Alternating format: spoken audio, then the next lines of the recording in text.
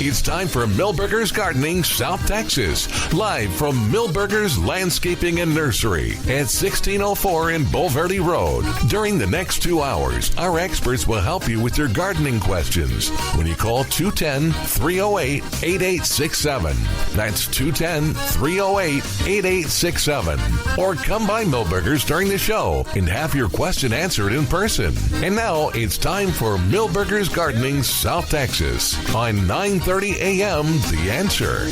And welcome to Milberger's Gardening South Texas on 9:30 a.m. The Answer. Milton Glueck along with Dr. Calvin Finch, Mark Peterson on a glorious day here at Milberger's. It's absolutely beautiful. It's a little chill in the air, but it feels nice. It's perfect if you got a couple sweaters on. Yeah. You don't need a couple sweaters. But that's, have one sweatshirt. But no, I'm being serious. It's very nice. Yes, it is. It truly is. The wind is a little tough, but can you turn it up a bit or not? Sure. Can you hear, Mark? Yeah, how's that? Better? Just adjusting myself here. Mark's adjusting. He's adjusting to the show. Is that better? That's almost as full as I can get it. So okay, if not, I can get by. All right. Can you hear? Yeah. Okay. All right. Our phone number is 210-308-8867, 210-308-8867. Or come by Milberger's and visit us in person. We love talking with you. You don't have to come on the air, but I want you to, so I want you to help other people. So I'm going to ask you, and I'm going to give you that little puppy dog look if you say no. Oh, but come on by. All right. Well, it might even be better. Yes. I was relating that I was seduced because one of the staff brought it to my attention that we now had some more rocket snapdragon. Yeah, you were talking about that. And I couldn't resist. How many did you get? And then I saw they had by there were the wave petunias, and that's one of Milton and mine's favorites. Yeah, they're awfully pretty. Oh, that blue and white, and then the foliage is different. I saw you backing up the 18-wheeler to get all the snapdragons in. That was a definite doot sound in there. But Mark, normally that's associated with Calvin and Cyclamen. The Alyssum is on sale. Yes, it is. I love it. Looks very nice. I love both colors. It comes in white and kind of a purple, a light purple. Yeah, and they're... is the purple out there? I don't know. Oh, yeah. That's right. Is it? Okay, good. There's some out there. And pollinators like it, too. That's why I like it. It's a bee favorite. And particularly in the spring, it's important because they kind of wake up a little bit and rousy. And if the alyssum is there, they go right for it and get a little pollen going. Well, and if you're into fragrance, yes. Of course, it's hard to pass up the stocks that are out there, too. Mm-hmm. Very nice. Well, I'm really proud. My gosh, the stocks are making me look like a gardening genius, too. Yeah. I liked your idea of putting them in a shallow, rounded, container. And so I have some in the ground, and they're kind of finding their way. But both alyssum and stocks do well in that situation. Right. Ooh. Alyssum will fill up a round container. Yeah. Look very good. Okay. I'm thinking this. A fragrance garden. Ooh, I like that idea. Alyssum and stocks. What else? Sweet peas. Sweet peas. There we go. Do we have sweet peas yet? Oh yeah, no, I don't. I have them growing. I was going to say we usually do that by seed. Yet. Multiple times on the sweet peas. That's Calvin's trick, and I kind of like it. Yeah, if we kind of half jokingly say they're sensitive to both cold and heat, but it's not a joke. They like they like the kind of moderate temperatures, and you have to get them to a growth point where they start to bloom, and then you're home free. Then they'll have the fragrant blooms and you can use them for cut flowers. And so I'm just a little confused. I'm trying to get all the info on them. This is sweet peas, right? Yeah. And are the sweet peas transplants or seeds? Because I know you've talked about seeds. Okay.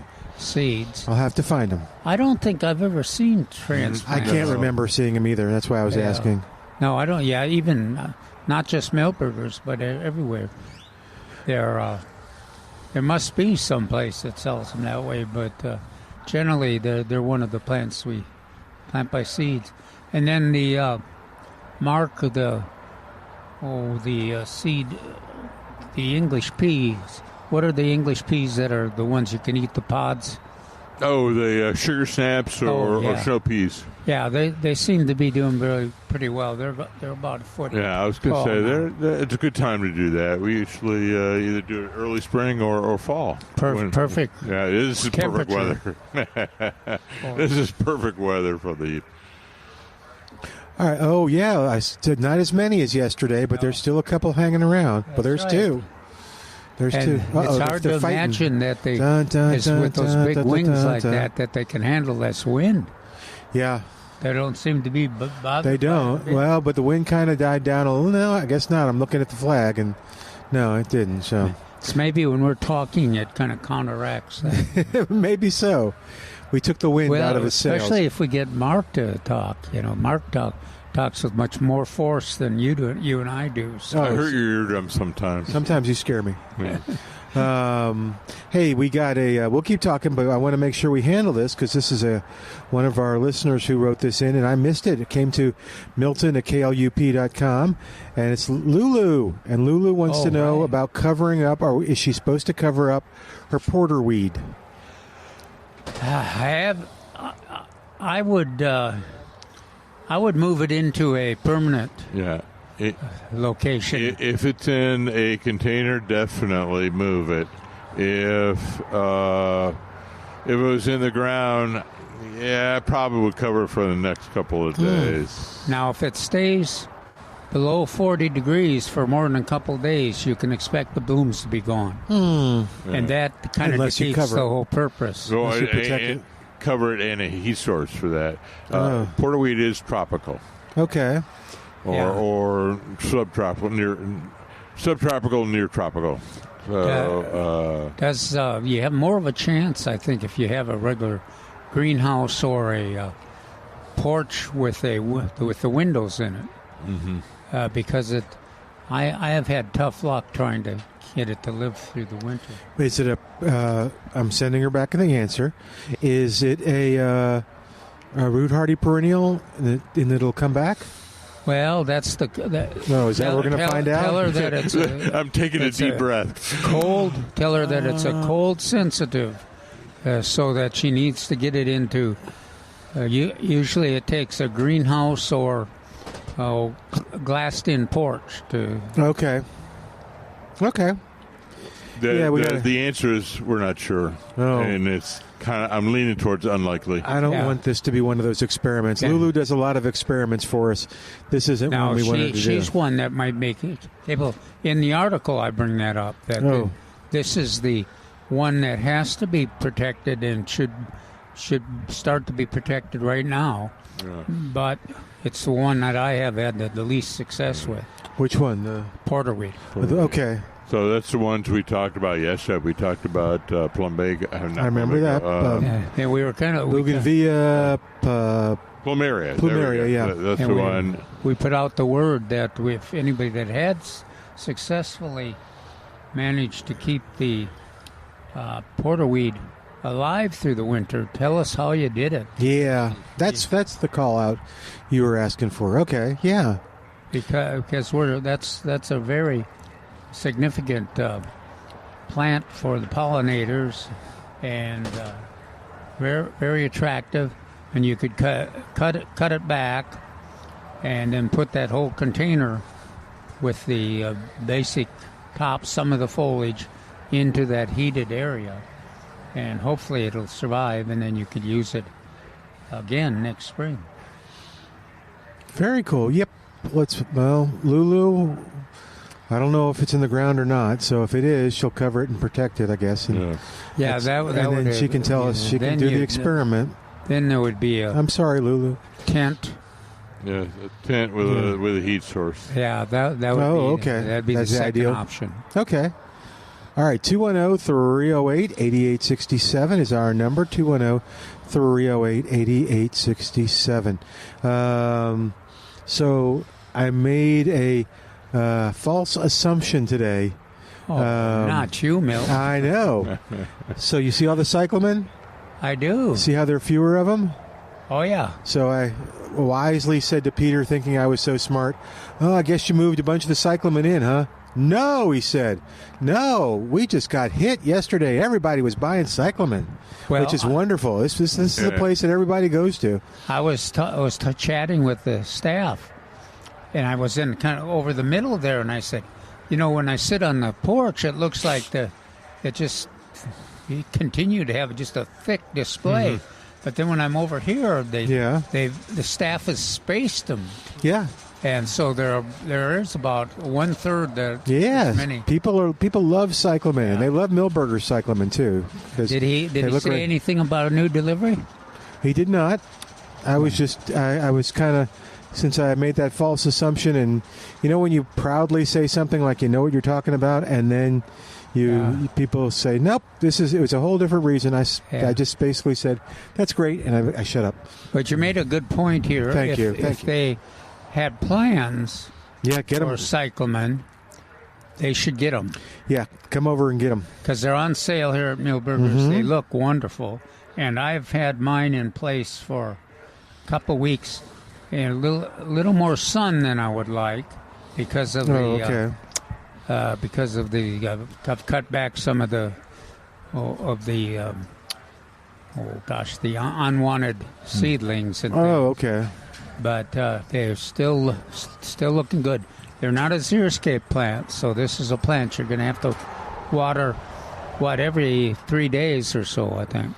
Okay. Was it hard getting the trailer into your yard filled with the cyclamen? He's been doing this so many years now that he doesn't have any problem. One of the reasons why I saved my pickup truck. Oh.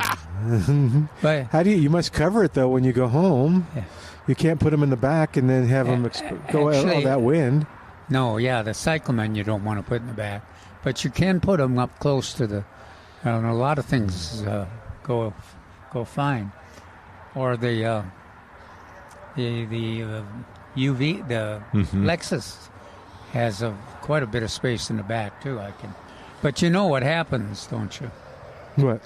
When you make a plan and you say, okay, I'm going to be picking up a bunch of stuff, so I'll take the pickup truck. And then next week, you figure you've taken care of everything, so you take the Beetle, the Volkswagen Beetle. Oh, dear. Yeah, then a little different. You get there. I maybe should take the Volkswagen Beetle because that might slow you down on your purchasing. Or it might lead to the showing up of the spinach and the of our primrose. Yeah, because we're still waiting on those. Holding our breath on the primrose. Yeah, gosh, that was David's answer was, and actually that's a good one to call in on. Oh gosh, yes. Yeah, so if you want to, let me give you that. If you want to put that don't primrose, tell them that. That means they'll intercept my. What? You can call in too. Yeah. Of course, you go. You're a good call-in person, but I have a tendency to have to get here and see them and say, and then the chemistry keeps works. You get seduced by the. It's muscle memory. His hand immediately goes to his wallet. Pulls it out. It's just muscle memory. That's right. And the staff has an instinct. They start pointing at it. Here, Calvin. They're already waiting. I'm here. Hey, anyway, give the number out. Okay, 210-497-3760. That's at milbergernursery.com, too. And what can they do with that? What they do with that is you call, and we're going to ask for Primula. Yeah. Is that right? Okay.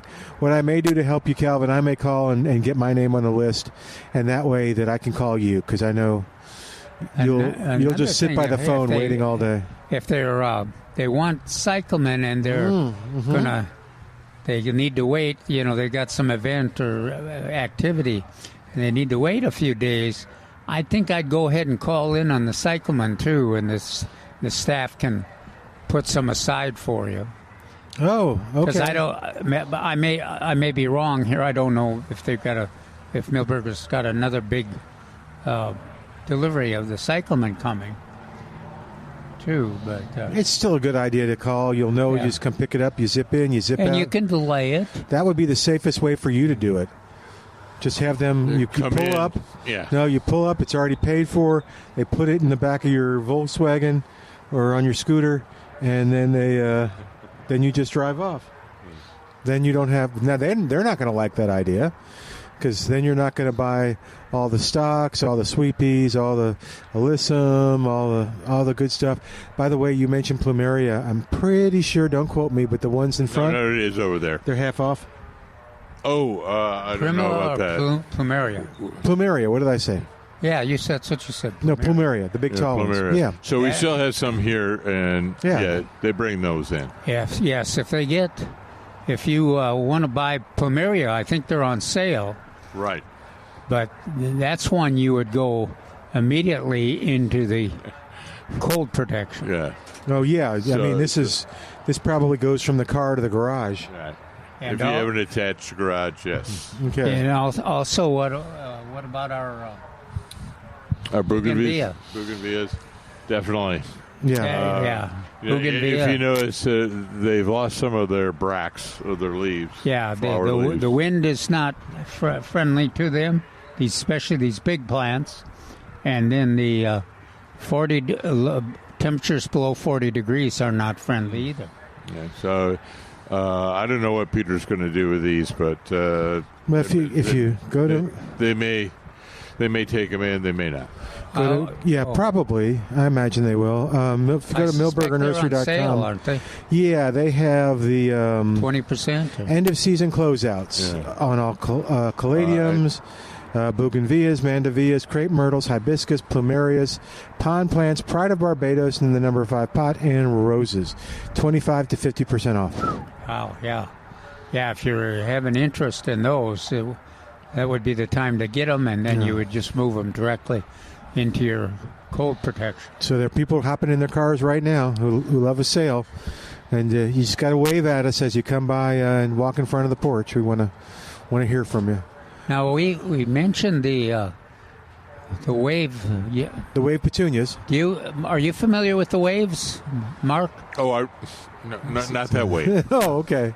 Yes, I remember reading or hearing about them. Yeah.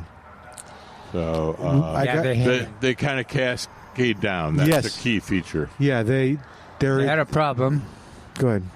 and then they seemingly they recovered and dealt with the problem, and now they're back looking. Oh, Like we that's would why. expect Yes, yeah. I hate to say it. They're not an old timey, but Yeah, that was in the the past. implication. Yeah, that they were kind of not an heirloom, but I haven't seen wave in so many years, and that's what they would say. so that was the problem. And I always had such great luck with them in the cold. Oh, really? Good. Yeah, it's just like our bush petunias. They can tolerate the waves could tolerate quite a. I bet you they would be Full good sets. in my little mailbox planter. I think you're right. Yeah, I bet they look pretty because they'd be all bushy and stuff, so I may get that. Yeah, and then the colors are so The intense. colors are intense. They're colorful. They're hardy. I got one in a hanging basket now. I planted a couple in there, and they're just going great. So, yeah. Okay. Well, cool. All right. Well, let's take a quick break. This is fun. And I have a question for you guys again about something here at Millburgers. I want to know a little bit more about it. All right. 210-308-8867 is our number. You call us and tell us what's going on.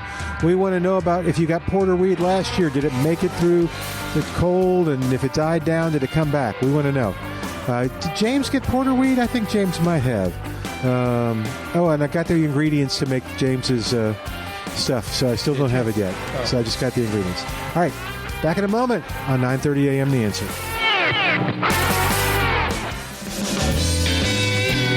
And welcome back to Millburgers Gardening, South Texas on 9:30 a.m. The Answer. 210-308-8867 is our number. We want to hear from you.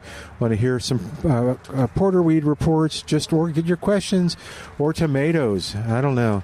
Laura was commenting today. She said, we really didn't get many tomatoes except for the cherry tomatoes. And I think I told her that was your experience too, and we've had callers who said similar stuff. So, Well, I've got some really nice tycoons and oh really? Oh, they're green though, right? yeah, they're green. And then what's the one? Gosh, that's got the fish. Thunderbird. Oh no, the fish is the red snapper. Yeah, the red snapper. I got the red snapper that really look good. Okay. Okay. But, I'm just hoping they'll make it. Yeah. Can they? I guess they're not yellow. They're still too green to take them out and put them on very green. the windowsill to ripen? No, I haven't seen any. Okay. color. So here's my question. Sometimes they're mature. They just haven't ripened. Okay. Sometimes. Yeah. All right, but they're at that point they're kind of a yellowish green, or a light green. Or? Usually you can see some change. Yeah, that's what I thought too. There's a blush. Aw. Okay. So And they're a little. The tennis ball size is a little small. So Yeah. they usually gain a little more size than that before they start that ripening. okay, so I need y'all to kind of go back in the recesses of your mind and pretend you're coming in. Now that's some recesses of our mind. That seems kind of a strange description. Is that I not mean, how it it's says? It's empty. not a hard thing. We have lots of recesses. That's right.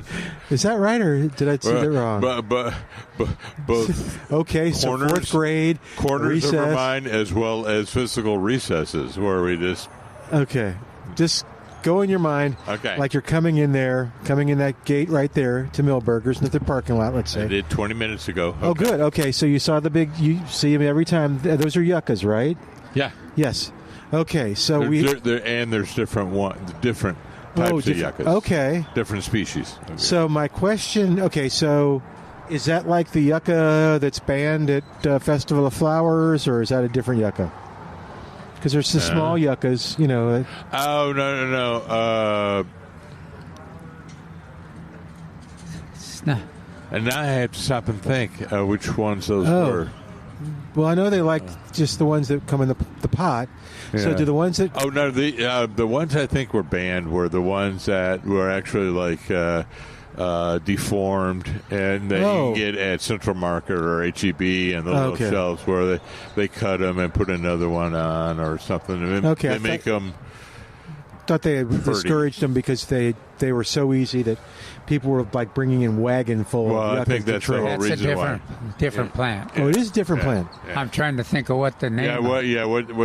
But I think it's the abused one, that orchard one that you can get at Central Market. Well, if you remember, and I bet you, we haven't heard from Lisa in a while. I bet That's you what Lisa, I was thinking. Lisa knows. Oh, Wow, we're all thinking about Lisa all at once.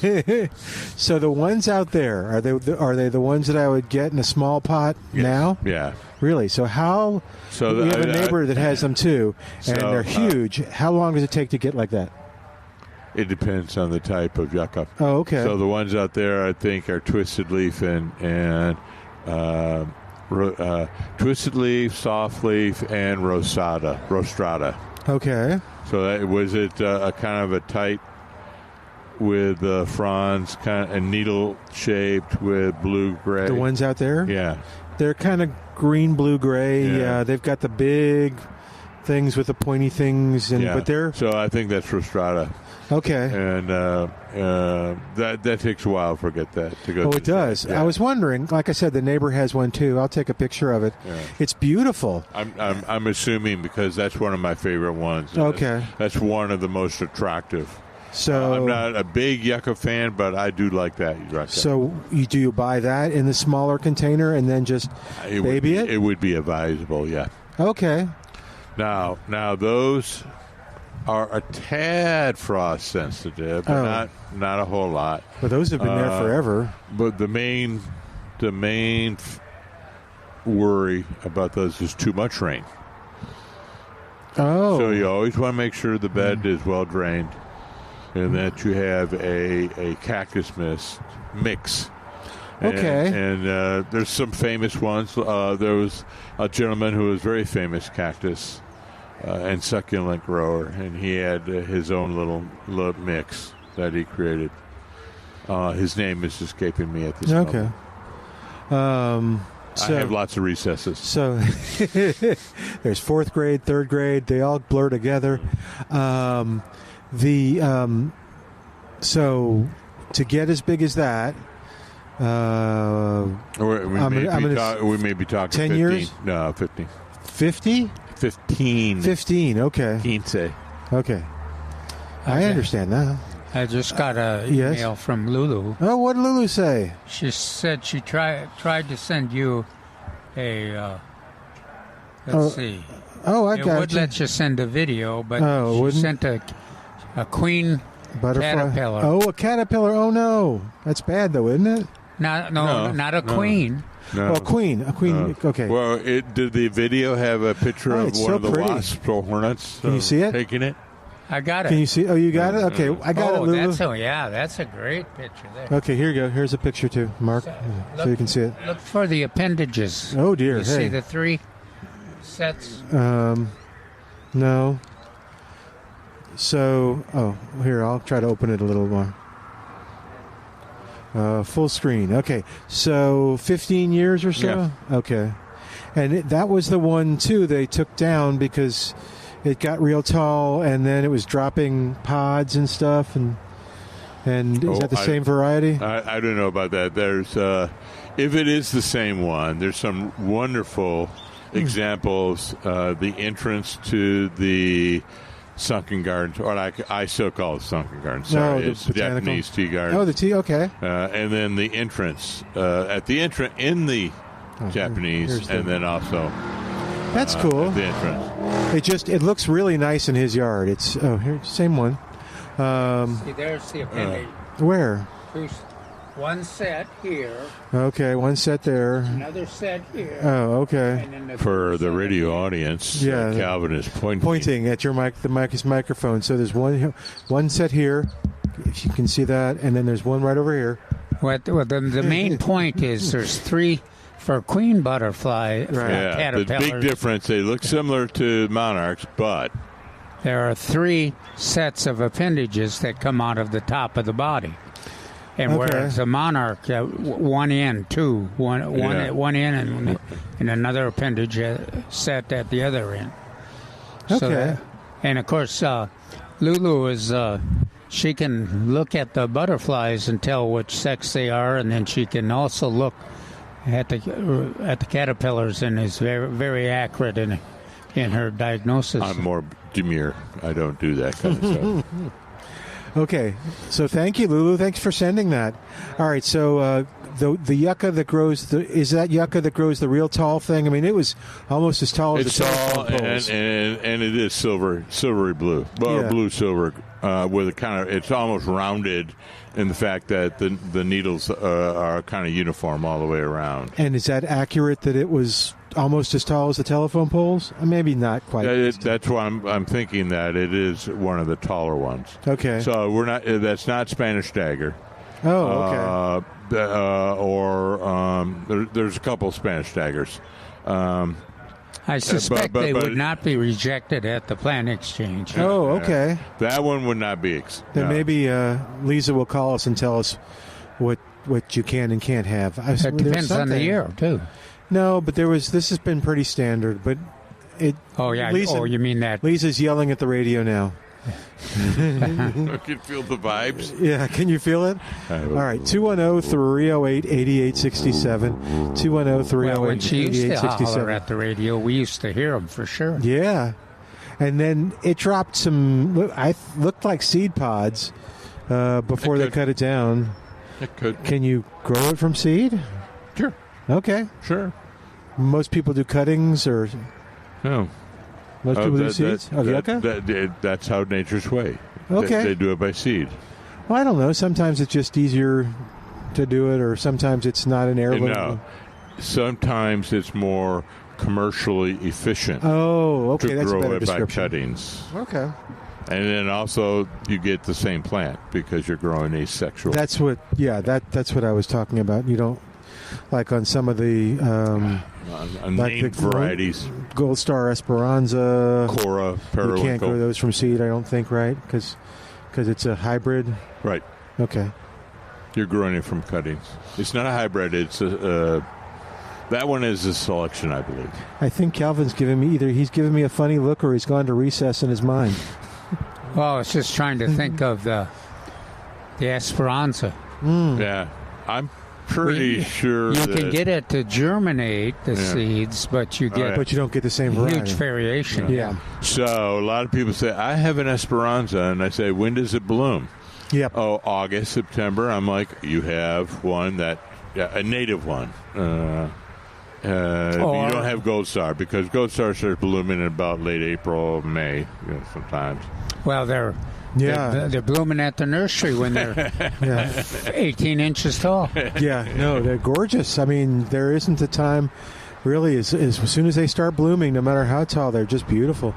I hope ours do something, so we'll see. Those things I don't have to worry about. I don't have to worry about a small poinciana or a Mexican bird of paradise or the Esperanza, do I? In the ground? Yeah. No. These are all natives. Yep. Well, they just laugh at this cold? Well, they do grow up in the mountains. Oh, okay. They just have a history that they survived. Duranta is still doing a wonderful job out there with its blue flowers. Yeah. Oh, good. It still has the flowers on it? Yeah, on the pollinator. Yeah, pollinators love them. Just get covered by queen and monarch butterflies. Oh, and our fritillaries. Mm-hmm. And the swallowtails. I think our monarchs went south. Did they? Do you see them? I don't. Oh, No. well, I said I was a bird. I don't. I think we don't see them because the bird action. Oh. Because all these what are those? black there's some grackles and some sparrows. grackles there and a lot of sparrows, and they're moving in mass, so kind of discourages. I think our monarchs may be hanging low, or over there where there's not as much bird action. I got to practice what I said I was going to do. I'm going to, because I got home after our conversation about the acorns crushed in the driveway. Yeah. There's just tons of them. And so I'm going to put them in a little bowl and hang it. We actually have I wonder if this would work. We have a bird feeder, a watering thing that kind of hangs out like a basket. Maybe we could put some in there, dry it out and put it in there, or should we just keep the water there for the birds? Well, and probably keep the water. The squirrels will take them for sure. I don't know what kind of. Some of the birds may harvest them. Blue jays. Okay. Right. Some of the, what do you want to say? With birds without discretion. So the grackles. They don't. They're omnivores. They eat just about everything. Even the white-winged doves seem to be very much interested in. Yeah. I forgot about that. Yes. Yeah, that was amazing to me to learn too. Because somebody complained about it on a call, and then I was like watching it, and that is that if you got the feeder, the white-winged doves have basically learned, okay, just let the other birds go. They'll spill seeds all over the ground. We'll get it. They don't fly up in there. They don't compete. They wait. They like to be at the head of the line. Yes, they just wait at the bottom and just wait till the... What's this wait stuff? That's not something we do. Nope. It just falls and they get it. So, all right, 210-308-8867. More of Milberger's Gardening South Texas coming up. Live from Milberger's Landscaping and Nursery, 1604 on Boulevardy Road. Come by and visit with us in person or call us at that number. And if you want to know when the Primula is coming, they'll call you when it comes in at 210-497-3760. There are a lot of sparrows. All right, back in a moment on 9:30 a.m. The Answer. Yes. And welcome back to Milberger's Gardening South Texas on 9:30 a.m. The Answer, 210-308-8867. All right, what else is on your gardening mind, Calvin? Anything we haven't talked about yet that you would... Well, let's see. We want to remind everybody that it's good time to get your wildflower seeds planted, and you can go to your favorite nursery, see what selection they have. Milberger's has a number of them here, or you can go on the internet. That's a good way to do a little research. Go to Wild Seed Farms or Native American Seed Company or Douglas King and see what they offer, just so you can get an idea of what some of the choices are. Of course, bluebonnets are there. Yeah. There's shade. Yeah, they've got shade mixes, and they've got sun mixes, and then they've got the one pollinator mixes and butterfly mixes, and there's a couple of general Oklahoma and Texas mixes. So you can, and then you spread them.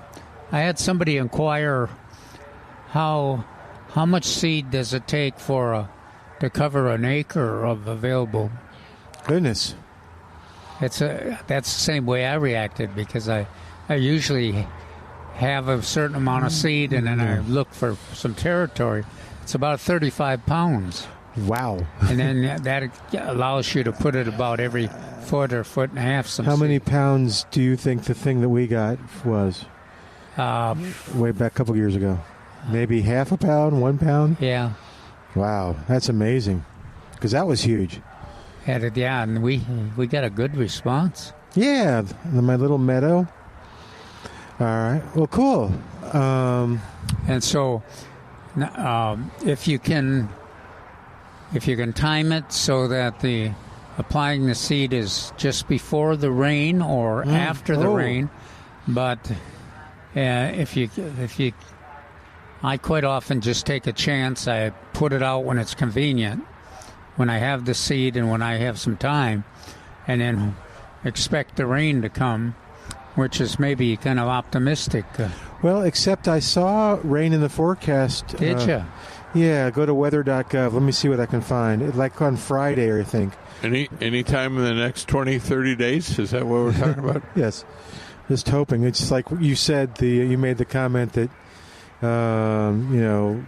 what was it, that you wanted to, you'd have to get a lot of rain. Oh, they don't like a lot of rain. And so I was thinking, okay, well, this is a good place. And then I thought, well, maybe. Hence they're native to the Big Bend area. This is the yuccas? Yeah. Okay. All right, so what do we got? Currently it is, not telling, currently it's 69 degrees. Feels nicer than that. Perfect, okay. Yeah. Well, we are protected on the porch. That's true. Right now, multiple hazards in the area. Click for details. Oh, dear. Wind. Yeah, lots of wind.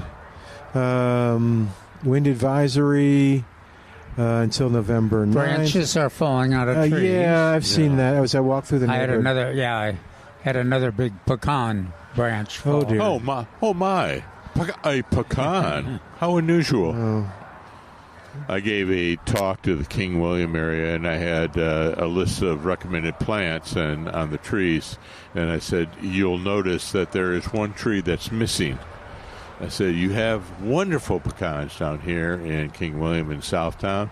I don't think we should be planting a whole lot more of them for the very reason. They took the drought hard, and they are not known for strength of branches. Yeah, they weren't even very productive in recent years, or not. As I said, it's a complex. Drought hard? It's a complex factors of the previous year, the current weather, and whether or not they're in a alternate year. Well, you know how much water it takes to meet the needs of a commercial crop. Yeah, we're talking. Yeah. What do you think? Do you remember, Milton, what it is? I don't remember, but I know it was a lot. 2 inches a week. Yeah. Eek. Wow. Which I think, where do they get? So I always notice they the have ones. A water source. Where? Which ones? For any pecan orchard? Oh, no, I meant like the ones you see in San Pedro Springs. Are the springs the underground water source? No, well, they quite often they're by a river or a pond. So sometimes the springs provide that, but those are very deep now. Right. There's not been a spring flow in a very long time. So occasionally we get one when it rains a lot, but I know. But again, if I saw them there, I would be like, oh, well, this is great. I can plant these in my yard in Hollywood Park. But or the bald cypress, our native bald cypress. oh, they have a lot of those, don't they? Yes. It's a beautiful place. They have a walking track. I think they do. Now they do. They've made some big improvements to the park. Okay. However, oh dear. as I said, I wasn't recommending that. I was actually recommending Anaquas and Montezuma cypress that they maybe should be planting in the King William area. Okay, and the Montezuma cypress, as we can see in front of us, does have fall color. Yeah. A little bit. Yeah, it's kind of a reddish. You squint your eyes, kind of. You can see that. Yeah, are we seeing anything with fall color right now? I'm trying to think. Not the Texas Red Oaks. Yeah. Oh, no. Not my neighborhood, at least. Generally, it's in two more. Thinking about what David said, that everything seems to be about 2 to 3 weeks behind. So normally the third week in November is when we start hearing about Los Maples and other places. In Northeast Texas, same thing, about 2 to 3 weeks. Well, if you're into a faded brown leaf, yes, then bur oaks and cedar elms. Now, cedar elm has a nice yellow. Sometimes better than others. I'm looking at the one in front of us. Not yet. No. Leaves are all. Yeah. No, on the ones near the porch, they're probably going to lose all their leaves before showing any color. Oh, oops. Okay. Does it have to do with the porch? No, it has to do with weather conditions. Oh, okay. All right, 210-308-8867, 210-308-8867. I'm trying to think of the neighborhood and if I'm seeing any other fall color, but I can't think of anything. The red oaks are beautiful when they turn. Some years, yeah. It can be quite a difference. And it can be quite a difference between two individual trees, too.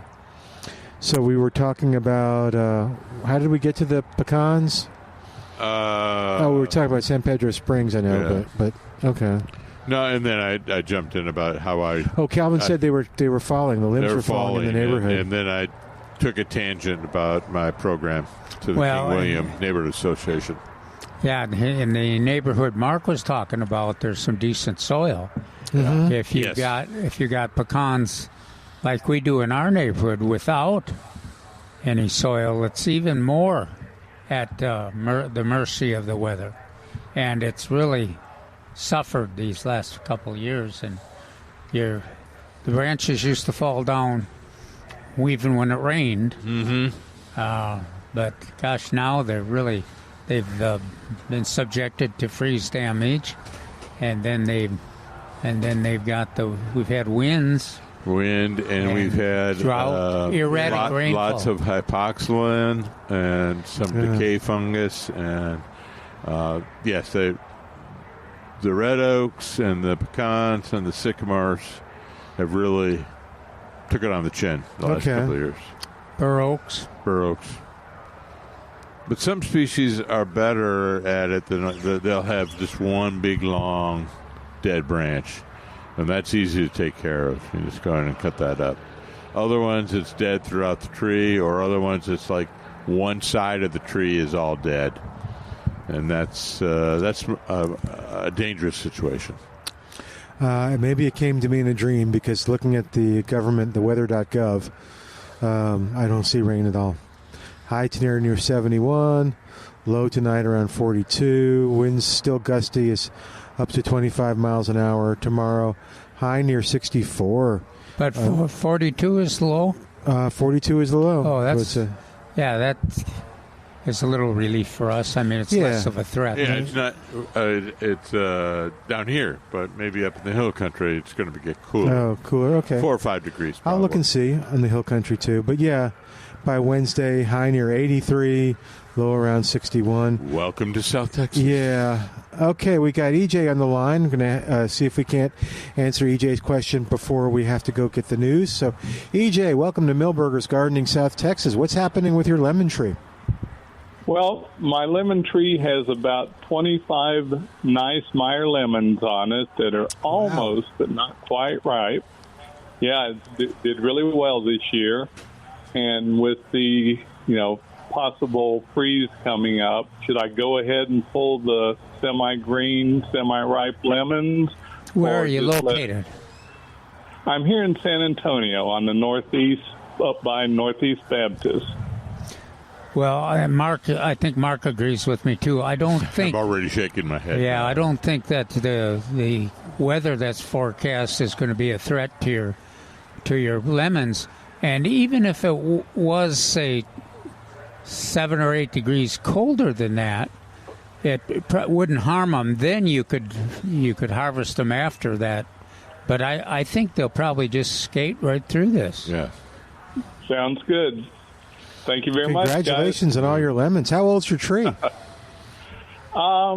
It's probably about 8 to 10 years old. Okay. How do you keep it from freeze damage? Yeah. How is it in the ground, in a container? What direction?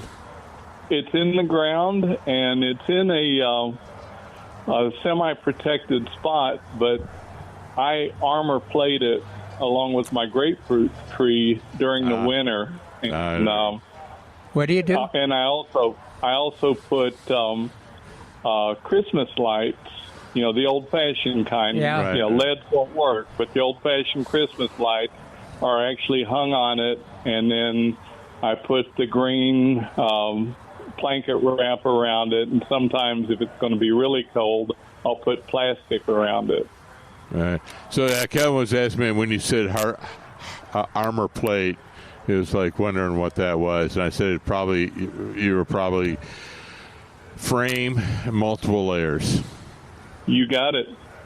And the frame is actually an old hot tub cover. Oh, wow. And yeah, that covers half of it, and then I wrap the rest. And once again, I have those Christmas lights going.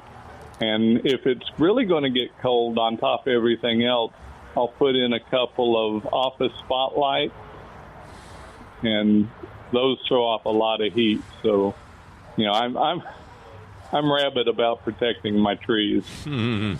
Well, we used to recommend the Christmas lights, but now with all the LED lights, it's hard to find the heat supply. The old-fashioned ones. How did you find yours? Did you just have them? Yeah, I'm 70 years old, and I've had these for 40 years. Oh, wow. Yeah. It's amazing that they've lasted, too. And way to go. You leave them out for a while. The kids are going to start claiming them as vintage or retro. So, something like that. Hold on to them. Yeah. I know you guys, by the way. I gave you honey a couple of years ago. Oh, cool. Thanks, Yeah. EJ. Yeah, Thank that you. EJ. Okay. I know your voice sounds familiar. That's all I know. Yeah, there you go. Thank you, sir. Thanks for the call, and thanks for the honey. Yeah, it's good to hear from you again. All right. Okay, take care now. I want peanut butter and honey. Yeah, absolutely. Bye now. Bye. All righty. 210-308-8867. 210-308-8867. Yes, sir? Well, I was just thinking how consistent that is with the recommendation. Oh, what he did? I just never, for a while, haven't thought about that Christmas light. But, yeah, if you put those on at the beginning, like right now you would put them on. Yeah. Just leave them on for the winter. And then you just turn them on. I was going to say, they're not on. Yeah. They're wrapped on the tree. Yeah. So, yeah. 210-308. Calvin will answer that. I believe. Okay. Yeah, all righty. We're going to take a quick break and come back in a moment. 210-308-8867. 210-308-8867. More of Milberger's Gardening South Texas coming up live from Milberger's Landscaping and Nursery, 1604 on Boulevardy Road on 9:30 a.m. The Answer.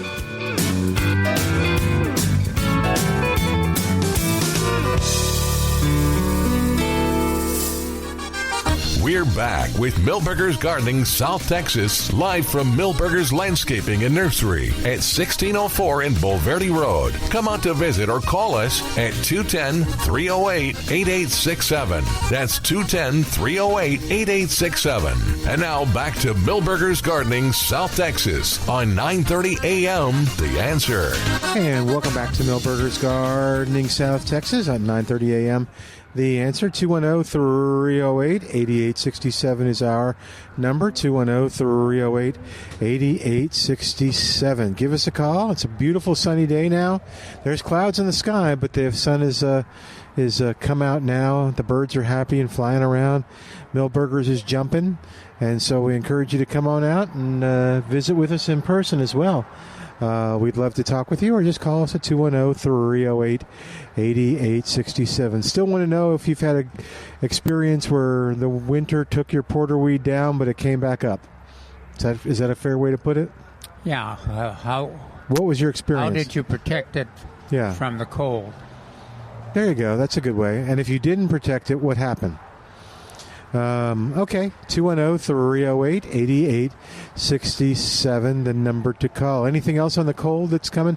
By the way, I mentioned the temperatures, but there was no rain in the forecast that I saw. So according to the government side, I'm gonna look on my phone and see if it's still there. All right, 210. That's where I saw it to begin with. All right, gentlemen, what else is going on in the gardening world? You want to talk about the gardening veggies and herbs? A lot of gardens, the veggies are ready to harvest. Ooh. We still have some transplants here. Probably not the broccoli or the cauliflower, but the foliage plants are, at my garden at least, they're huge at this point. All you got to do is keep them protected from the cabbage loopers. And you fertilize the heck out of them. Yeah. And so they grow fast. Yeah, that's what we say. Either the winter, I would prefer the winterizer because it's going to be a lot of nitrogen for these leafy green vegetables. Another thing I did, which is the first time I've ever done that, I really never paid attention to the fact that some of the grass killers, grass control, grassy weed controls, grass be gone, post, oust. That they're labeled for vegetable gardens. Oh, I didn't know that.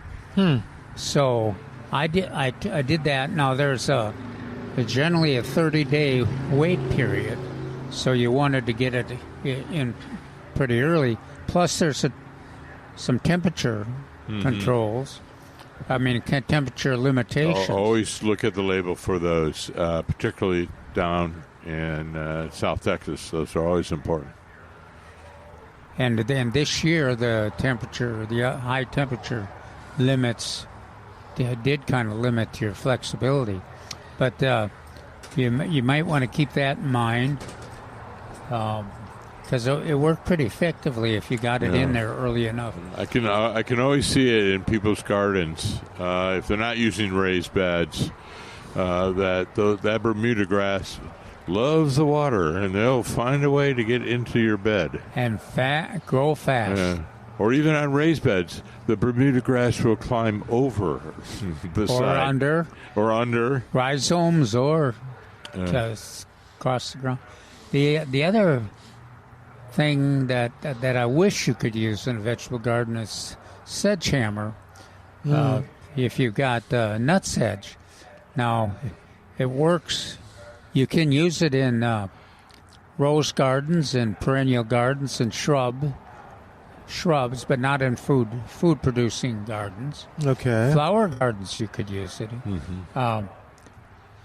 Well, you got to be careful. Make sure that the plants, but it's amazing how effective it is at controlling the nut sedge and leaving the roses and the other plants alone. So that's another thing. Yeah, you were worried about. Were you worried about roses? What were you worried about using? I was, because I've got the a raised rose bed where I used remnant soil, which from my neighborhood is all rocky and was very hard to control the weeds.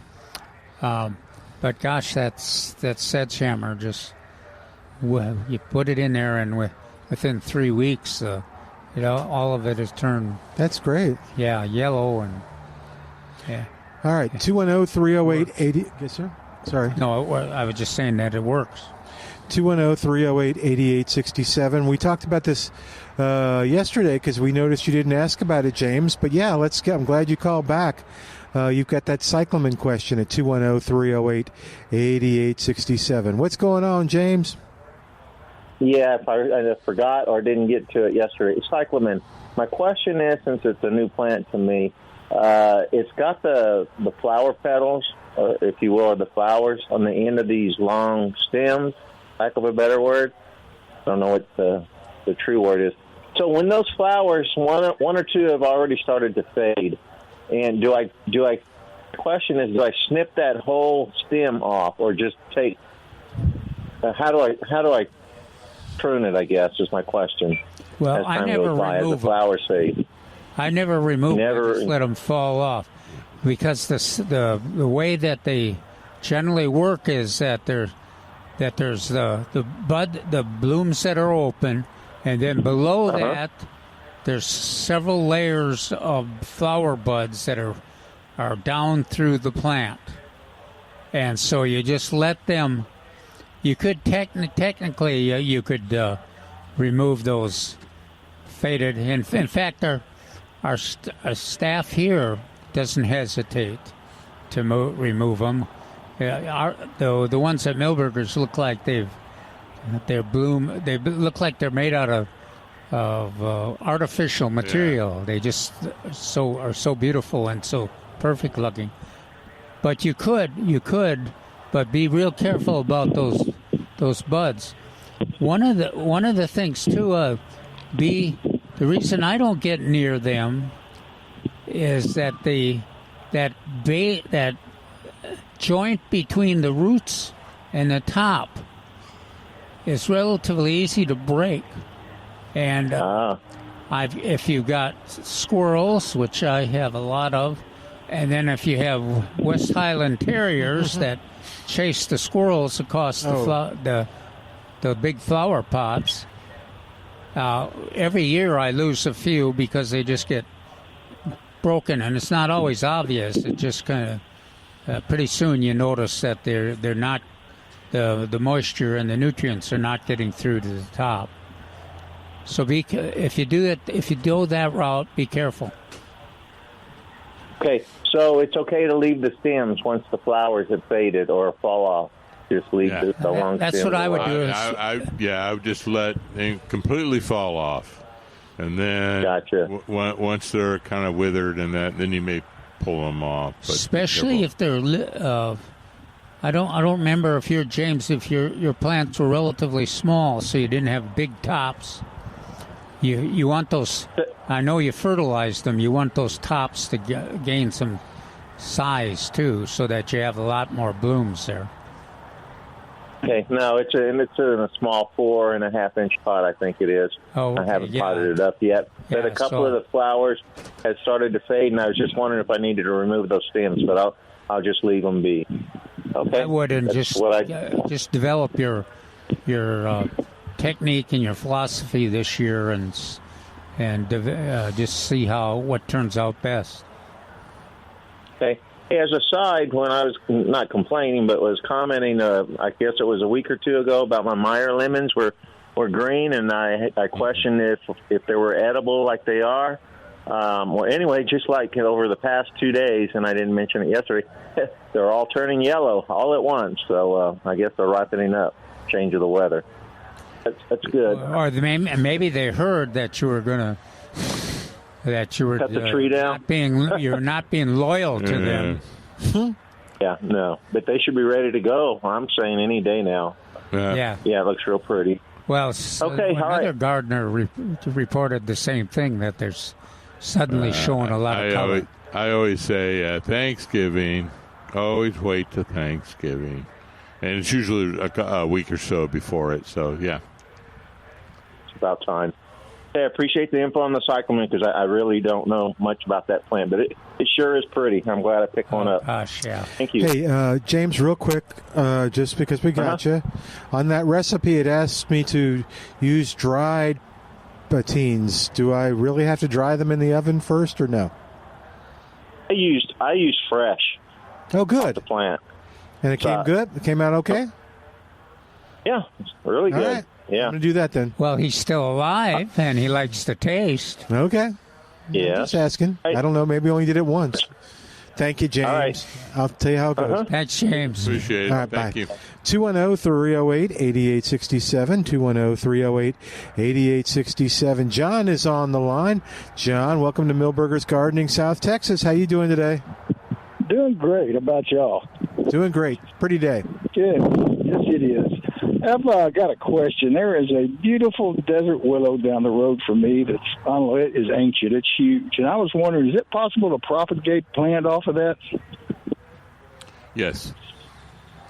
So, no, I can't remember if it's what we call hardwood or softwood or semi-softwood. Softwood would be the very tippy ends that's still green. Right. You'd cut those. So I'm thinking semi-softwood or hardwood.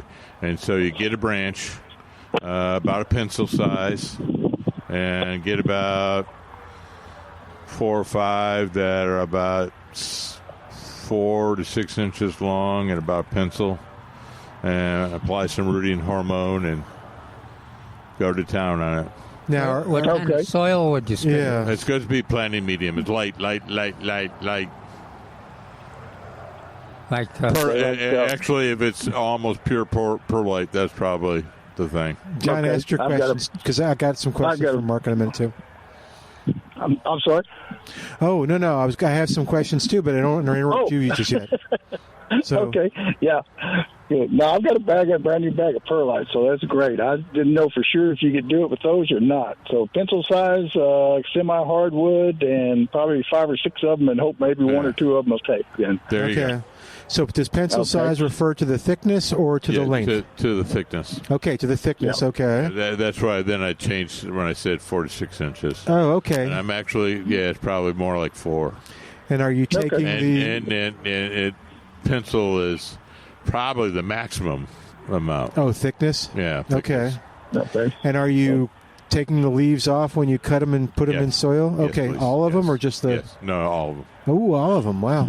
Okay. Does it need to dry out any before you go try to stick it in the soil? Well, that's why I was saying interesting put question. the rooting hormone on the end. You don't have to worry about callousing over before you put it in. Okay, so it's not like a plumeria or anything like that. And do we have rooting hormone here? Oh, Yeah, yeah. I believe. I'm pretty sure. No, that's a good question. We used to. I don't know. used to. Okay. Well, you can check during the break. And I think closer to the counter we do have it. But if anybody of the staff is listening, Yeah. Come tell us. yeah. Or we have a break coming up real quick. And then are you... You just dobbied them in. what's that? You just dobbied into the root. Oh, no, I knew that, but are you shaving off the bottom where you're dipping it? No. No, you just cut it, No, you dip it. cut it. Yeah, soil. sometimes I don't know, tradition says it has to be a 45-degree You have cut. to kind of No, dance. okay, that's You good. dance six feet around, Yeah. and then you go backwards. You put your tongue in the side of your... You believe they're the making left fun of me like cheek, this, John? Not our cheek, not the right one, the left one. John and I are going to get this done without your help. So, yeah. But that when I say a pencil size, that's approximate. Okay. Right, But right. So, I'm almost sure we're going to try to get a node. So a node is a little ring around the branch, right. and so get one in there. And now here's where I can't remember whether that goes on the up part or the end part, down part. I'll have to look that up. Are you covering it, or just you're putting it in soil you just put it in the perlite. Okay, and potting mix. John, are you thinking of doing this today because it's going to get cold? No. That's my next No, question. not today. Yeah, I've got a propagation mat too, so I can wow. keep it warm. So you're ahead of the game. You're well ahead. Okay. You can do it with a propagation mat. You can pretty much do it anytime you want. Okay. Right. And propagation mat heats up or something? Yeah. Okay. Yeah. Interesting. All right, guys. Well, I appreciate your help. Thank you very much. Y'all have a good John, time. you're going to keep John, us informed? I'll look that up and tell you which way the no goes. Okay. Goes up or down. Sounds good. All right. Thanks John, a lot. Well, Don't forget. do you wipe your node? Did he say wipe your Mark. node? Yeah, that's what I said. Mark gave me a look.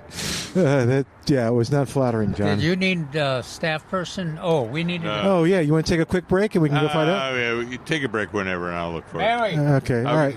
I'll go with Mary. All right. Mark's going to talk to Mary real quick. All right. 210-308-8867.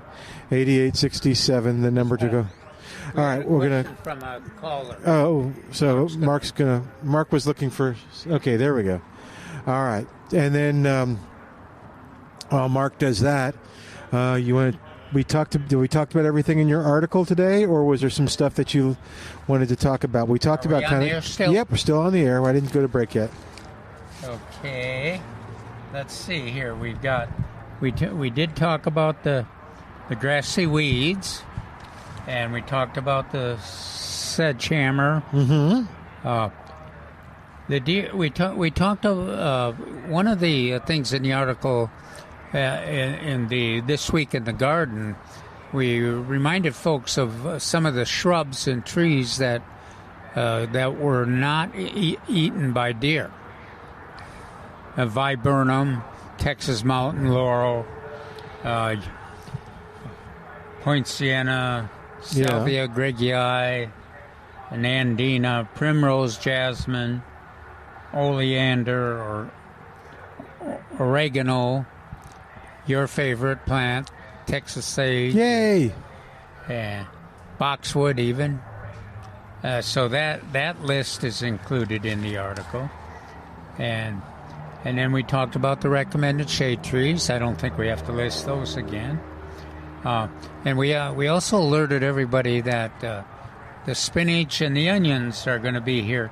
We mentioned, which we did talk about today, that the vegetables are doing really well, and that the foliage plants are ready to harvest. You can kind of harvest part of them every week, and then cook them up. That'll be interesting too. Maybe starting next week, we can try to have some of the gardeners out there that are growing the foliage plants to let us know what recipes they're using. Of course, we'll hear a lot of them say bacon grease. I'm kind of in that crowd too. But then the other, just reminding folks, if they're just starting their gardening effort, the column does remind them that to prepare the soil, 2 inches of compost works very well, and then either the 1959 fertilizer. That in the long term, that's what you're getting. You're getting 50% fast release, 50% in that slow release.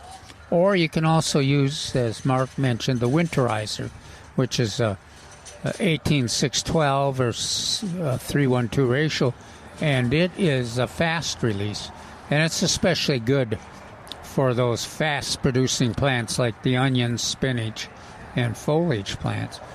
And I used 1959 for and the compost, a compost from a supplier that Mark recommended, and that really makes a difference to have that 2 inches of compost incorporated into your gardening soil.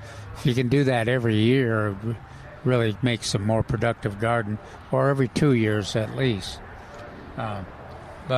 So get ready if you like the spinach and onions.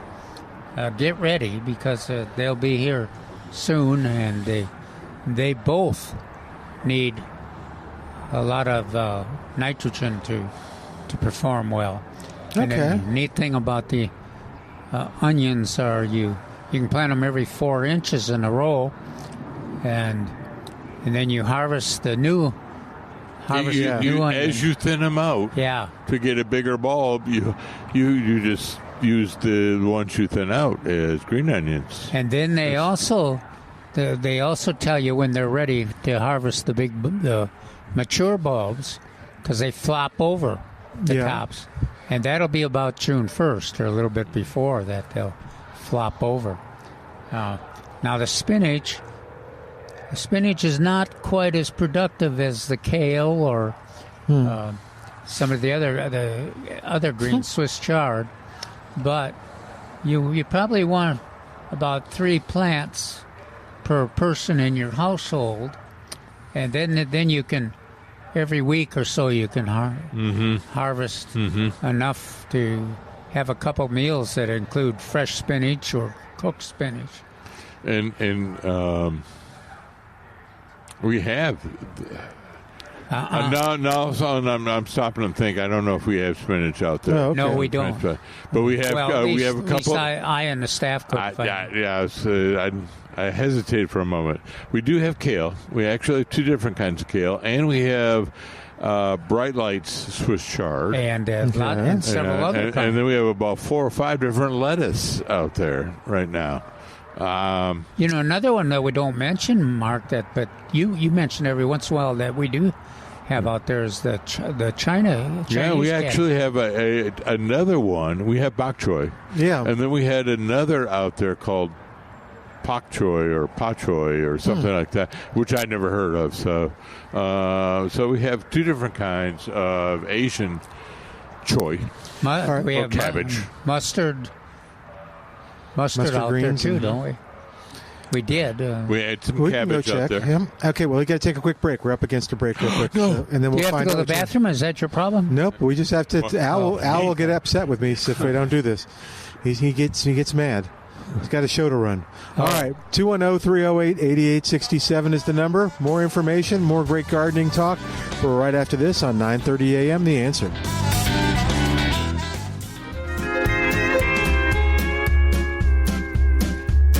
And welcome back to Milberger's Gardening South Texas on 9:30 a.m. The Answer. Our phone number, 210-308-8867, 210-308-8867. And you can come by Milberger's and visit with us in person every Saturday and Sunday from noon to 2.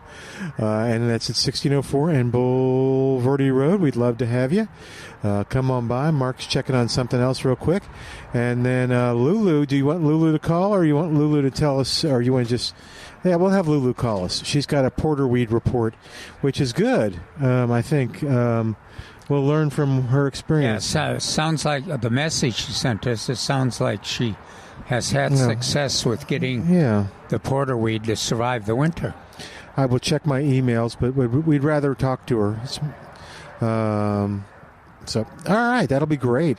210-308-8867. Did we cover herbs? Oh, there we go. That's the queen butterfly. That's a beautiful picture of the queen butterfly. Gosh, I'll say. Did we cover herbs and stuff? I know we covered veggies. What do you start planting now in the herb area? Well, Like all the cool weather herbs. Okay, are... all those that the black swallowtails eat. Oh, good. Yeah. You said dill? Dill, yeah. And, what are some of the others? I'll just ask some cilantro. Is that a cool weather? No, that's warm weather. Warm weather? Okay. Yeah, and parsley. Oh, okay. Maybe we'll have to check on cilantro to see whether, because I kind of think of it as a plant similar to parsley. All right, Lulu's on the line at 210-308-8867. 210-308-8867. Hey, Lulu. Welcome to Milberger's Gardening, South Texas. How you doing today?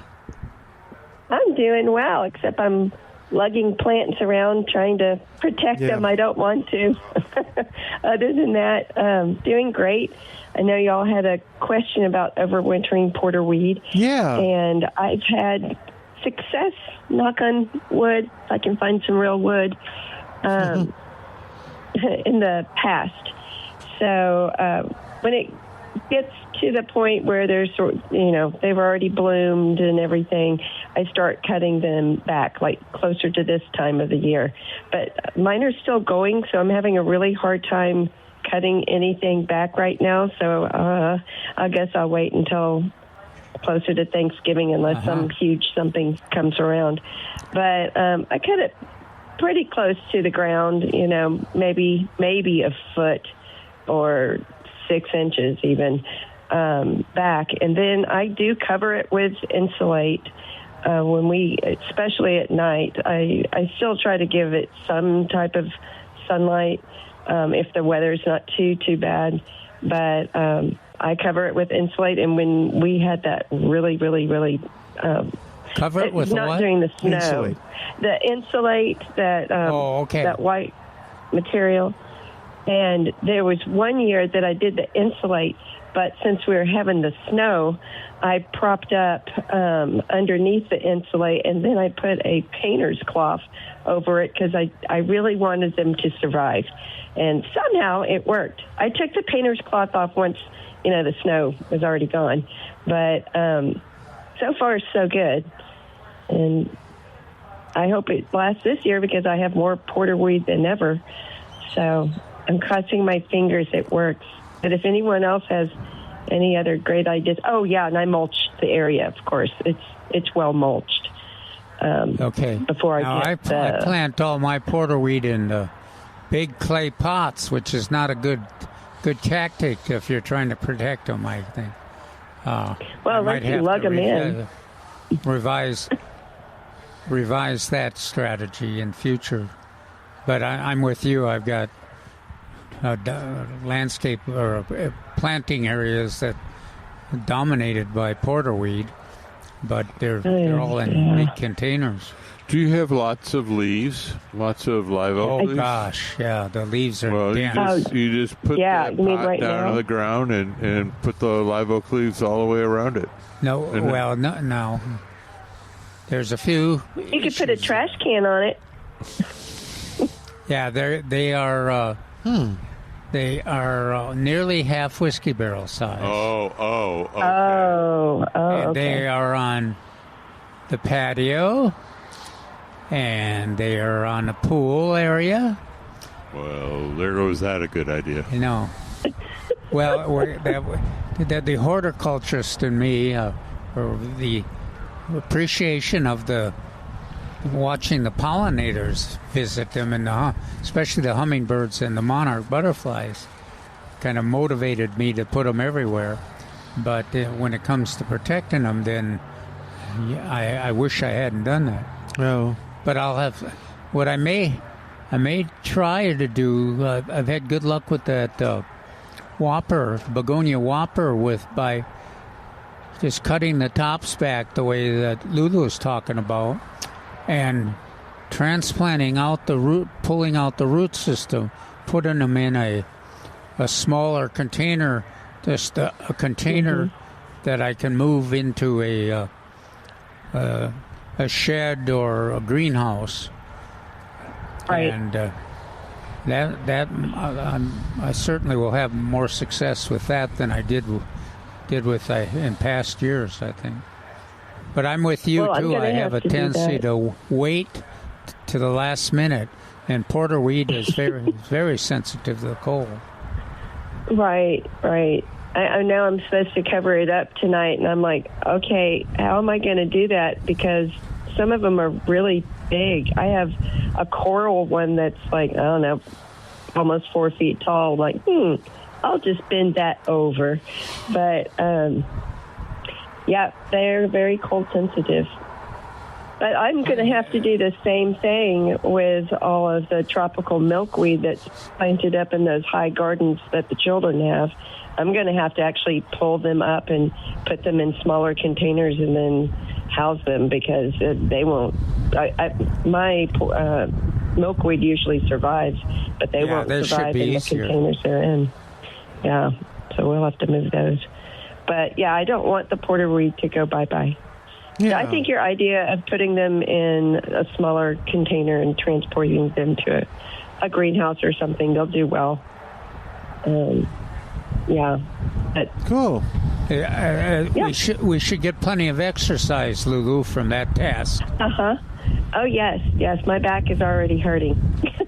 Wow, the wind is really starting. Yeah, the wind has picked up. We're watching the Kufia go down like soldiers. Brave soldiers are falling over here. Thanks, Lulu. Thank you. Great information. Yeah, that was a big help. Mm-hmm. All right. Take care. You too. We'll talk to you later. Bye-bye. All right. 210-308-8867. Beth is on the line. Beth, welcome to Milberger's Gardening, South Texas. How you doing today? Thank you. Very well. It's nice, wonderful weather. Yeah.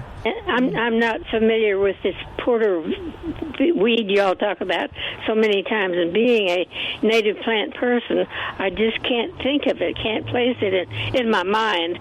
But that was not what I was going to talk about. I wanted, when y'all were talking about the different trees, when I first bought the property I'm on, not even 2 acres, I wanted to make it kind of like an arboretum, and so I started planting as many native trees as I could. And right now I have 7 different species of oaks, and the one that did die, started dying 2 years ago, that made me so sad was a Shumards.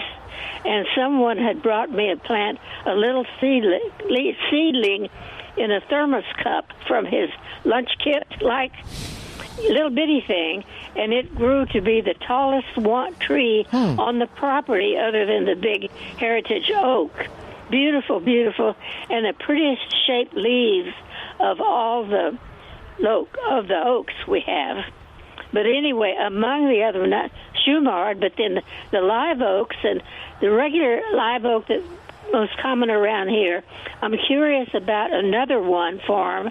It's probably a subspecies that we see at Frederick Park that's low, real low, and we always kind of referred to it as a bushy oak or something like that. Real low, never got tall, and it would host one of the most unusual galls that none of the other ones ever had. But I never did find out what was a subspecies of that, but it was a live oak. Right. Anyway, and then another one I have that had a long time, that when I first heard about it, somebody was calling it the chicken pen oak. But it was chicken. Chicken pen? Chicken pen, I like chicken pen. Yeah, I like that too. It's pronounced. Sometimes some people pronounce it that way. It's totally acceptable. It was funny. I had to laugh because the person I was talking to, the radio person like y'all at that time, was laughing kind of on the side. You don't ever want to laugh at anybody's understanding. But this lady kept referring to the chicken pen oak. But I had bought one at one of the zoo when they had one of their sales, and it's done real well. But after a few years, after I had it planted it here, it put up a fresh shoot beside the old original one, and I didn't know which one to cut, so I left them both. So it's kind of an unusual feature to see the 2 different ages. And then the other one I have is the Lacey's oak, and I was checking on it the other day. It doesn't do much, and I was afraid I had lost it during the drought, but the new parts of it are really nice. So that was one, and then, of course, I've got 2 big bur oaks. I did have a Spanish oak, Texas Spanish oak, and 2 years ago that drought got it. It made me very sad to lose it. And then I have a volunteer Texas red oak, and I've heard Calvin saying that was one of his favorites. Anyway. Yeah, I really like them. It's really nice and neat, and it has pretty leaves also. But anyway, there are just so many other trees, native ones that are here on this property. And the gumbamelia, little by little, it's all dying out because it gets borers. Which one was that? Gumbamelia. Gumbamelia. It looks very similar to our live oak, but it has real pretty bark. It's really nice. I always have just loved it, and I keep telling myself these different trees that are dying, not counting the shoemart. I don't forgive it yet. But anyway, a lot of the other ones, I realize that certain trees do have a lifespan. Yeah. And sometimes they get crowded out, and that's kind of normal for the plains, southern plains that we have here. It's just more grass and more other herbaceous material and not many trees. It's not like forests. And even in forests in the Midwest and the Northeast, the trees get crowded out. So, well, on this property, we're on kind of a slope that the high end is to the south, north is lower, and diagonally across the property there's like a little mini tributary, and so it divides this property. The part that's the southwest has lots of fist-sized rocks up on the top and has a lot of erosion, but on the other side of that little diagonal creek, it's no rocks, and it's mesquites and different trees that would be more suited to that, and two gumbamelias, including I have one bubba that's really hanging in there, and I'm really taking care of it. So, there's your bubba. There's the bubba. Yeah, there's your bubba. Milton has been looking for bubbas across town. Yeah, so there you go. Yeah, I have it, and well, he was always a friend of mine. I always liked to talk with him because he also liked the gray-green plants, the plants that have the gray-green leaves. So, Paul Cox. And so I thought we had that in common, and he always liked to trick me and bring in some branches for me to identify. And one of them was one of the plants that I always thought that had its leaves around the stems are always in 3 instead of 2 or anything. And so one day he brought in one of the ones that just had 2, and I couldn't identify it at all. And so he got a big kick out of it that I didn't recognize it. So, but it survived. But the water table, I think is what's getting these of mine that are dying that I really hate to see. But it could be. Anyway. Sounds like some of that's going on. Thanks, Beth. Yep. Thank y'all. Bye-bye. Thanks, Beth. We got to take a quick break, so we'll talk Carmen, to you later. Hang on the line, Carmen. You're coming up next after these commercials on Milberger's Gardening, South Texas on 9:30 a.m. The Answer. And welcome back to Milberger's Gardening, South Texas on 9:30 a.m. The Answer.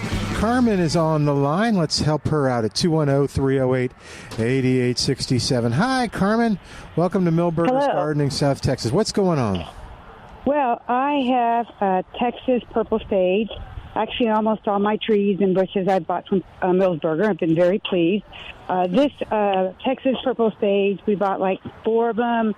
They were planted 14 years ago, expanding.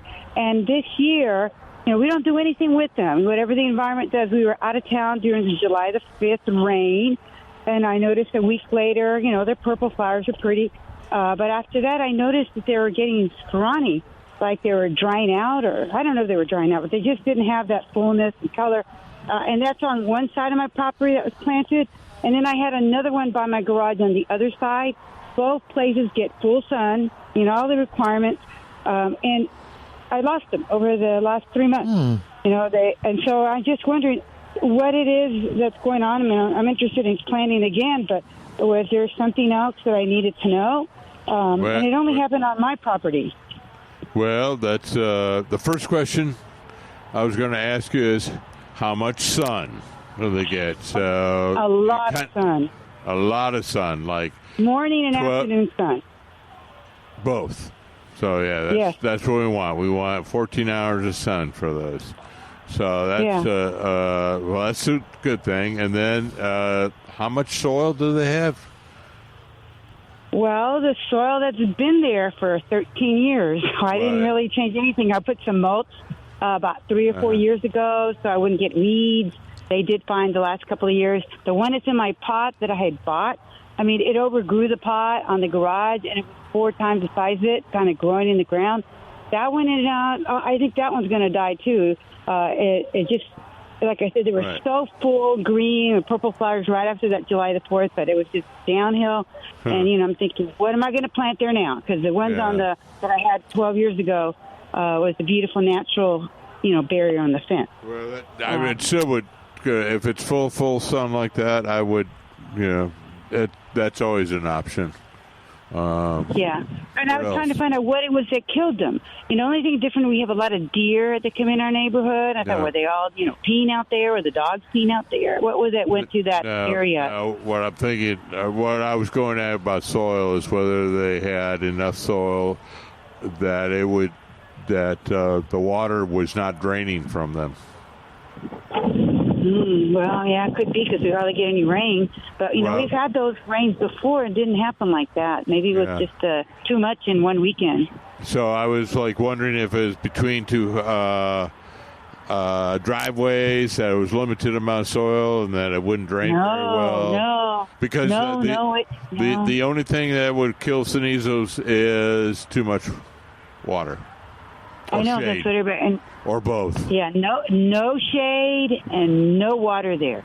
It just, nothing pulls on one along the fence. That's why you put it there, for 13 years, and it just kept growing. And the other one's in a pot area. Maybe the water was draining more from the rain. That would make sense. But that one lasted until about a month ago. Hung out a little longer. I didn't water it. I didn't do anything different with it. So that was just it. The Texas Purple Sage. I didn't know there was anything else. And you were right. Mine had lots of sun, 14 hours. We never really had to put much water. So any other things you're recommending for a nice bush that could grow up to get to the 6 feet I was having before? Other than the Texas Sage, get lots of sun? Well, I didn't understand are these in containers now, or they started in containers and now they're in soil? Planted Millsburgers. I bought 5 of them. They were planted by Millsburgers 13 years ago, and they happily grew. And, in the soil? Yes, in the soil. No containers. They came and dug them in and put them in for me. And did you or anybody dig into that soil to see what the condition was? It was really compact, or you mean dried out, or was it soggy? Well, 13 years ago there was no problem, and I have not dug in there, but I have dug around there with the other plants, and it's not soggy. No, not at all. There's no water. It's just such a dry spot in my house on the property. So that's why I was wondering, what else can I plant there now? Of course, I had mulch, but I didn't have thick mulch. Didn't keep the weeds from going through anyway. I had weeds go through there this year on there. I don't know if the weeds would be giving trouble or, competing with my purple Texas Sage, but, it was the same kind of weeds for 13 years. Well, I hate landscape cloth, so... we didn't have any landscape cloth. Oh, okay. I thought you said you had some down there. No, mulch was the only thing. I don't put any landscape cloth. I don't even know that cardboard thing. This Saws is saying to help things dry out. But I'm walking out here, and all I have is just weeds now. Maybe I should let the mesquite bushes grow out or something out here. Sinisa is one of the few plants, the salvias, that really don't respond to mulch much. Yeah, it's not. I would go ahead and just, one of the issues is that I think Mark and I both quite often recommend Sinisa being planted in a situation like that. Yeah, that sounds like a perfect location, so I just go back and use it again. Yeah, go dig in. Have somebody dig in there, though, and look at the soil. If it's real compact. And or like holding water, like it's not draining well. That's the only. Oh, well, I'm just down here in the yard, and there's no water here. This is what was always so nice. Never had a lot of water here, and we are here in the medical center, Oakville area. If the soil is really hard, like cement-like, the water would not get to the root ball. It might just run off to the side. So you want to look for that too, but I mean, I kind of hesitate. I have one little recommend. branch. I have one branch left Right there. That's what I'm at right now. One branch left out here with a little one that I actually got at a pot and planted 7 years ago, and it's the only thing surviving. So I thought, well, why did this one survive and the rest of it didn't on the top? Well, and if anything, the water would pull down, I would expect the water would affect this part. If it's kind of a little angle, it would affect this plant, not the ones way up on the top that are, higher. No, it's a minimal incline, but, you had a lot of rain all at once. No, I was going to say 13 years is a good return. Carmen, I was going to say the other couple of things, mountain laurels, agarita, yucca. Yeah, Carmen, we got to try to get one more call on, okay? Okay. Thank you so much. Appreciate it. You too. Thank you. Take care. All right. Bert's on the line at 210-308-8867. You're probably going to get the last word in today, Bert. What's going on? Well, I usually like to try to call at the end of the time, so I don't be rambling on. But, Calvin, you were talking about, that's what this lady was in the Hang on. that just spoke. He's talking to you. I'm just making sure Calvin's got you. He's going to help a customer, but he wanted to tell you something. What is it? Go ahead, Bert, real quick. All right. It was just the same way I used to loosen the soil is the same way about making a 5 or 7 gallon bucket and putting 3/34 holes in the bottoms and just let them seep in, and then the soil gets where you can dig through it or pickaxe through it a lot easier, and it's a lot easier on your back. Yeah. Yeah, okay. I suspect that she's got no organic material left in that soil. Yeah. Okay. Well, like you said, Mark, if it's 13 years, that's a good return. So, it is. So I'd go ahead. And the lady if she had 13 years, I'd go ahead and redo them. Yeah. Yeah. Well, one thing about the lady, I'll be quick about this. The one lady, the young woman that called up about loving oaks, tell her if she's still listening, get back east of the Mississippi if you want to see some really majestic oaks.